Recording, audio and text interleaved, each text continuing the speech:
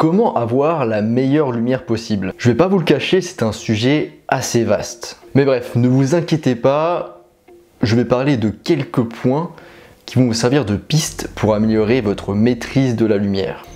On va parler de divers éléments et je reprendrai la plupart de ces éléments dans des vidéos spécifiques. Mais là, je fais donc du coup cette vidéo pour parler de manière un petit peu générale de quelques éléments qui peuvent améliorer votre maîtrise de la lumière. Donc plusieurs éléments vont jouer sur la qualité de votre lumière, comme par exemple le moment de la journée ou encore la période de l'année à laquelle vous prenez votre photo, mais aussi votre orientation par rapport à la lumière, tout élément à travers lequel votre lumière va passer. Votre lumière sera donc filtrée et altérée. La réponse ne va pas forcément vous faire plaisir. La lumière qui est dite souvent la plus jolie ou la plus esthétique n'est pas forcément la plus accessible au premier abord. En effet, elle va venir un petit peu compliquer votre planning. La meilleure lumière est bien souvent obtenue soit le matin très tôt, soit le soir, juste avant que la lumière ne se couche. À ce propos, vous entendrez sans doute le terme Blue Hour et Golden Hour. Donc il y a une Golden Hour le matin et une Golden Hour le soir, et pareil pour la Blue Hour.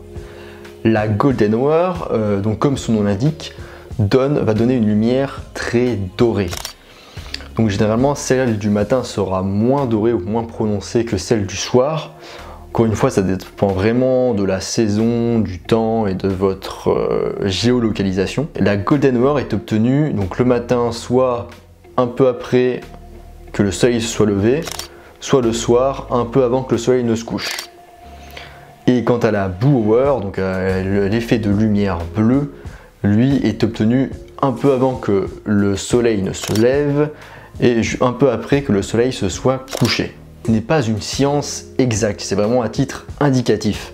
Ça sert finalement aussi un petit peu de réflexion à travers la lumière, et on va un petit peu détailler tout de suite pourquoi en fait ces heures-là sont préférables pour la lumière. Pour vous aider, il existe deux applications qui permettent de vous informer sur la lumière d'un certain endroit. Donc je mettrai les liens dans la description. Alors bon, je les ai notés ici, photoephemeris.com, enfin vous pouvez trouver l'application sur photoephemeris.com et yingwentech.com. Je mettrai les liens dans la description. Les moments propices ne sont pas forcément que le matin ou que le soir, il peut aussi avoir d'autres moments intéressants. Vous avez par exemple la lumière un petit peu transitoire entre deux temps, donc lors d'un changement de temps. Par exemple, quand on passe d'un temps ensoleillé à un temps pluvieux, menaçant, ou inversement. Et ce type de changement de temps peut très bien être combiné avec une lumière du matin ou du soir. Une lumière de Blue Hour ou Golden Hour combinée avec un temps qui est en train de devenir orageux peut être très intéressant pour vos photos de paysage, aussi bien quand la lumière est de côté que quand elle est de face. La lumière par temps nuageux peut être une lumière très intéressante pour les photos très rapprochées de fleurs par exemple, ou encore pour vos photos de portraits. Une lumière par temps pluvieux ou nuageux sera très monochromatique. Donc il n'y aura en gros qu'une seule teinte globalement. C'est une lumière qui peut permettre réellement de détacher un sujet.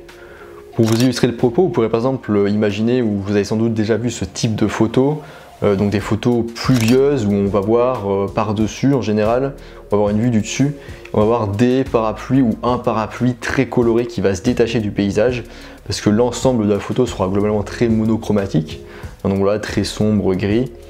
Et pour briser tout ça, on aura donc une lumière très pétante, par exemple un parapluie rouge ou orange.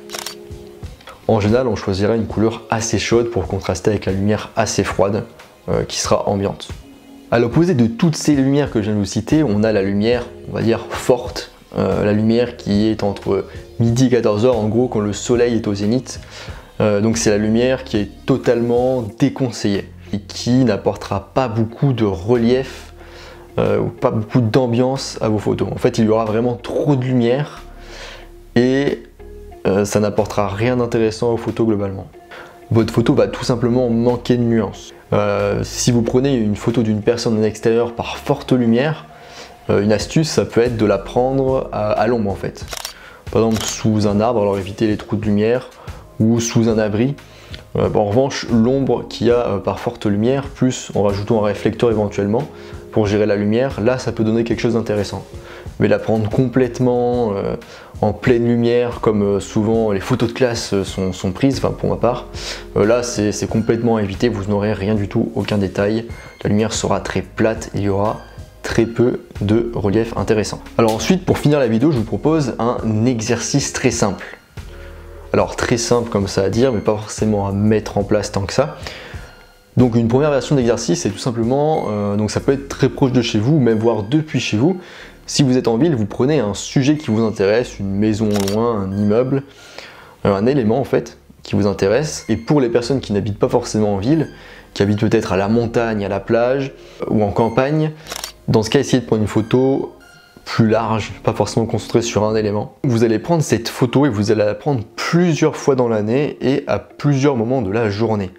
Vous allez aussi pouvoir varier l'orientation. Et par exemple, je vous conseille, si vous faites, je sais pas, 3 orientations différentes, prenez plusieurs photos de chaque orientation. Vous n'êtes pas obligé de noter forcément à quel moment de l'année vous allez la prendre, parce que normalement ça sera marqué dans les informations de vos photos. Essayez de prendre donc à plusieurs moments de l'année à peu près la même photo, à peu près le même cadrage, le même objectif. Et comme ça, au bout de plusieurs mois, même quelques semaines, plusieurs mois, un an. Un an c'est bien, comme ça on fait toutes les saisons, toutes les lumières possibles. Vous allez pouvoir un petit peu comparer les différents types de lumière obtenus. Une version plus facile de l'exercice serait de prendre donc l'élément ou la photo à plusieurs moments de la journée. Comme d'habitude, je n'aime pas dire au revoir, donc